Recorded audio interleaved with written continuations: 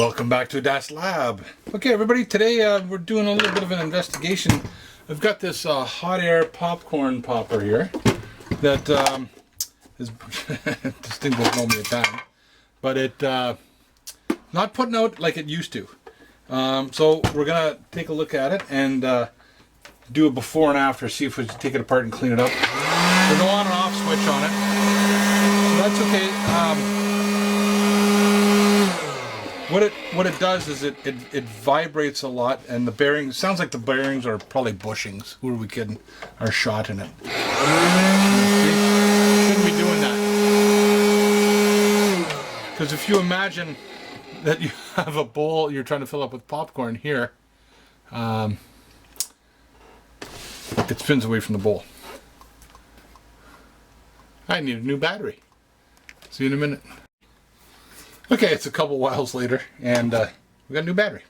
So let's take a look and see why this is counter-rotating. And gives off lots of heat still.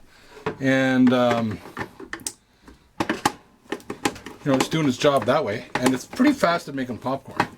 I don't know what this thing cost. $18? $23? My God, I can't even fathom when I bought this 25 years ago, maybe in the 90s, something like that. There's one. Oh, there's a couple more here. A couple of screws over here. Oh my God, there's security screws. They're security screws. Yay! Where's my security screw pack? Do I still have it in this lab? Oh Lord, they're triangular in shape. And I thought that was right around here somewhere. Alright, let me find... Oh, here it is. Yeah. Hey! So there's my little bag of wonders here. And it's a triangle. I don't see a triangle in here. I mean, it's got all these standard freaking bits. Hex. No triangles.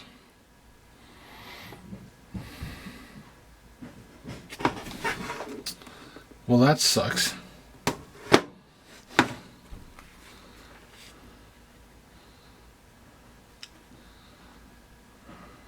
Well, let's see if I can't find something else to jam in there. Okay, so I'm not happy about this. It's a security bit set, and out of 1, 2, 3, 4, 5, 6 times 1, 2, 3, 4, 5, 6, 7, 8, 9, 10. Well, out of 60 bits. Only 10, 11, 12, 13, 14, 15, 16, 17 are actually any type of security. You just got Torx, Robertson, Flathead, and Phillips. A couple Allen key type sizes in there. Not happy. Not happy. I have used these, but I think there's better kits out there for that. It was very brittle. The plastic was very brittle, so it's apart. I don't know if it's gonna ever go back together, so I've got to take apart this grommet here that's holding everything up. See if we can get this to come out.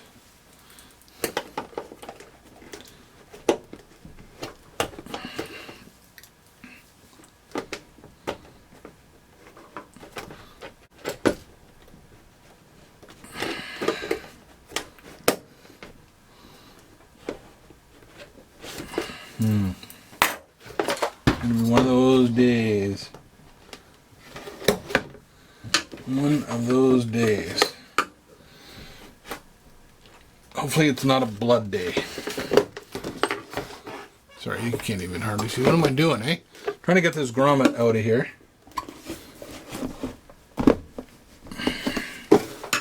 So I can get that extension cord pushed in. I think this is turning into a why did this fail video, not whoa.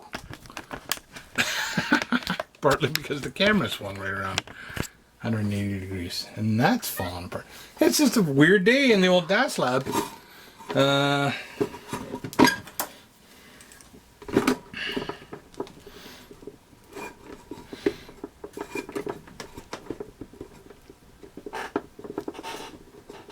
Come on, you. There we go. Okay, got that out. Now I can do that. And then we can do this. Wow. What am I saying? Wow. Look at that little motor. Look at that pretty little motor there.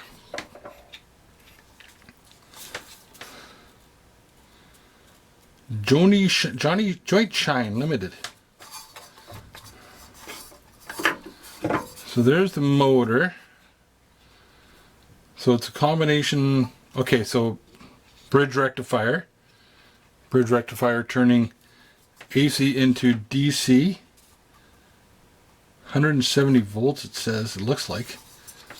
So I'm guessing the big problem is, of course, if there's bearings in there, I would be very surprised.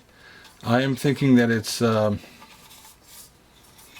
bushings are kaput and there's going to be a fan and a heater down here. So I think the next step is to get this apart, and we're back into the realm of normal screws. So let's get that going. I love popcorn. I mean, hot air popper. I just add a little bit of olive oil and garlic powder, maybe a bit of seasoned salt, and that usually sets me up just right. Now sometimes I get that powdered cheese from the bulk store, and the white stuff, and I'll make like a smart food, sort of fake smart food. My kids are into the microwave popcorn, which I'm not really happy because I don't even know what's in the bottom of that bag. To tell you the God honest truth, there's stuff in that bag that,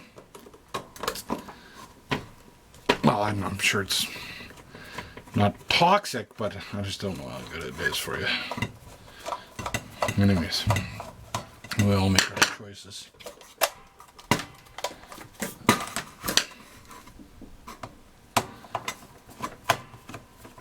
So it's a blower and a heater. It's a hairdryer, is what it is.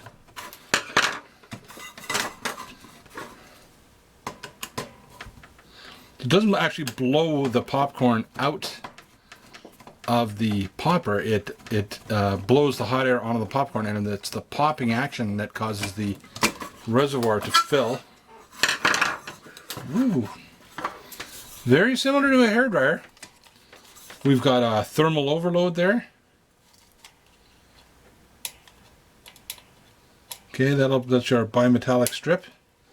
There's probably a fuse in there, and our electric heater, and there is our fan element. And that, as far as I'm concerned, what? Oh, there's a screw. That is not spinning as freely as I think it should.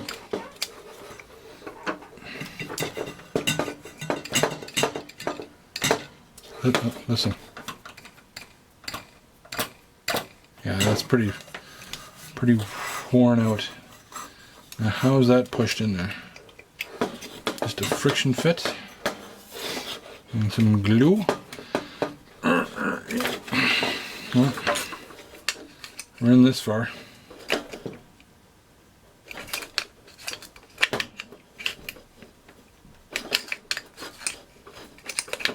Can just pop off on us. Yeah, it is. We're gonna get this off. Hey, hey, hey! Now,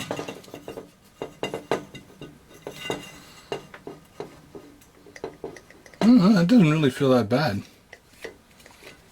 But who knows? Under torque.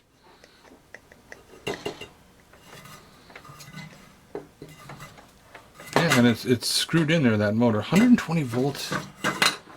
17. I gotta see what that says. I gotta see what that says.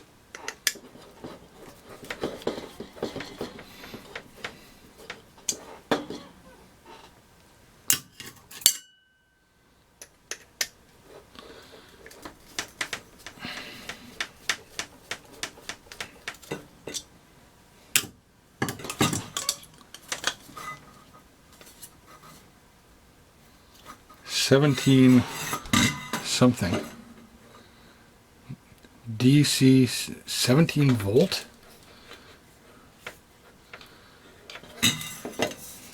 Where's the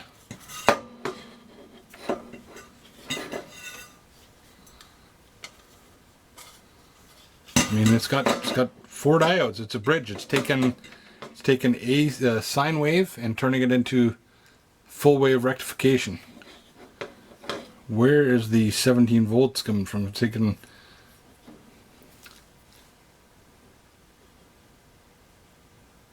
I could see 170, because really that's what your peak voltage is, about 171 volts.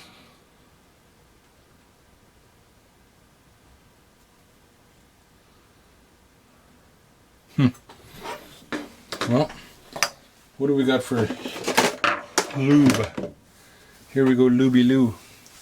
What the hell do I have? Let me go see if I got some lube. Okay, I got some 3-in-1 oil. How do I know it's 3-in-1 oil? Because I labeled it. You label all yours too, right? Yes, we do, Das Lab. Yes, you do.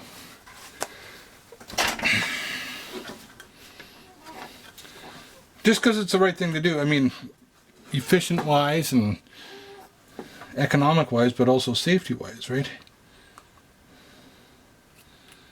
So I don't know. I don't know. Feels kind of rough, but if I push down and turn, it feels like these. A lot of times when you sit there and think, okay, this spins okay, but when you put the power on it, the armature the shaft can shoot out or it can shoot in. So you got to pull it and say, does it spin okay that way, or push it down and does it spin okay that way, and try to assess it from that perspective. I don't know what else to do. Lube it.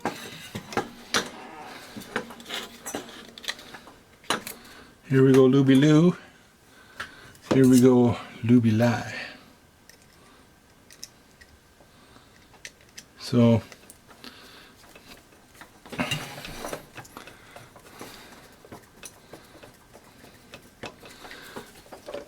I think we're going to try to get it running again and just see if it counter rotates like that. You know, that's why helicopters have that other extra tail rotor. You know, single blade helicopters, is because at the same time that the engine's trying to spin the helicopter, the propeller, the engine's trying to spin the propeller. Well, the engine's also trying to spin the body of the helicopter. So it's a lot easier to spin the blade than the helicopter, but there is still some torque there. So you have to have that blade to counteract that torque. And we also have to not have so much resistance. This motor is going to try to spin the fan, which I better put back on. But also the fan's going to try to spin the whole motor. So we want to make sure that, who knows, maybe, I don't know, it does feel smoother. And that was a little bit proud. Too proud. Oh, son of a... Here we go.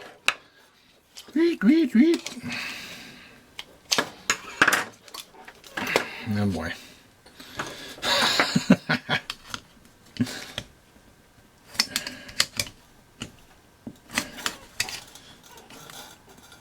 Oh, okay. All right, so just like that, about like that. I don't know. I wouldn't still say that that's super freaking duper smooth, but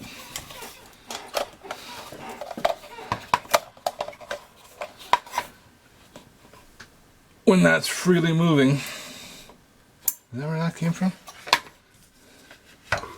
Which ones came in here? It will do its job. That one there. And move the air past the heater. So a couple things in there, right? If you don't have the air moving past the heater, then it's going to overheat. The heater doesn't know whether there's air going across it. So how do you sense it? Well, that's why we got that little bimetallic strip in there that says, hey, power's on, the heater's heating, there's no air movement. So the job of this motor is to cool off that heater. That's the number one job of that motor, is to cool off that heater. So if it's not doing its job, where is it? If it's not doing its job, then something has to allow that heater to shut off, or else it's going to melt and overheat.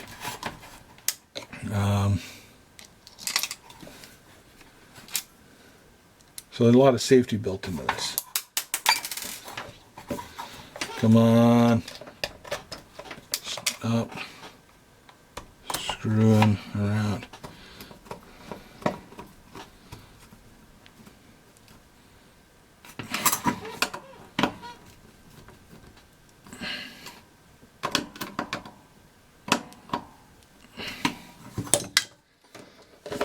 So we'll get this pulled back down into that housing and we'll screw it in. And I don't think we need the top on it.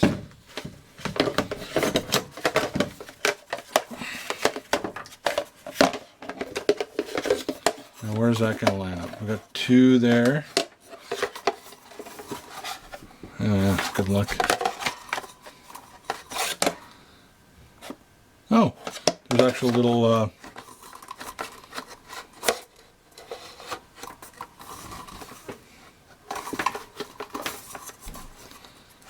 little sockets for it to accumulate into. That way.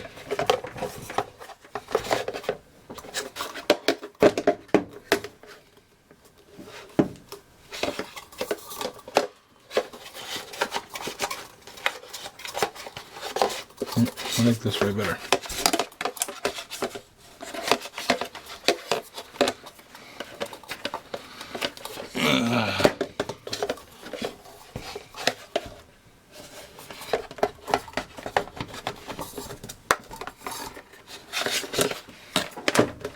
Okay, I'll fool around with this and I'll come.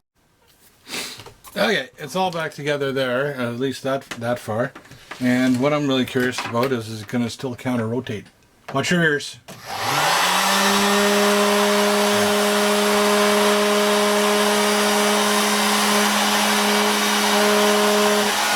Maybe it just needs new feet.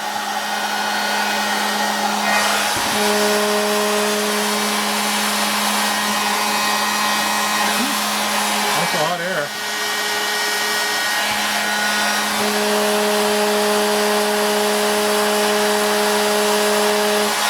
Sounds better than they used to. Still vibrating like something.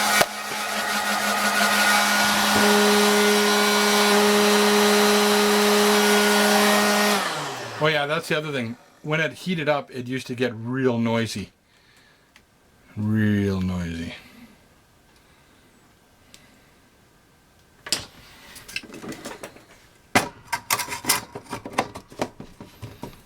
And that's, somebody broke that. Yeah. I think we're putting this one out to pasture. Okay, well, probably we're gonna say bad bushings on that motor, really vibrating, and that little DC motor has seen the end of its life. So I'm probably gonna take this apart, and I don't know, I think I want that motor out of there for something. I don't know. We'll see. We'll scrap it. Anyways, that's all I got for you this time on Das Lab. Thanks for investigating this with us. That's hot. Have fun. Be safe. And there goes the camera again. Don't get any on you. See you next time. Okay, I already ended the video, and then I started taking this thing apart. And I came back, and I thought, I'm really curious about this motor. I got a 15 volt DC power supply right there. Okay, with a low current, but look what happens. So if it's gonna short out, but it'll eventually go.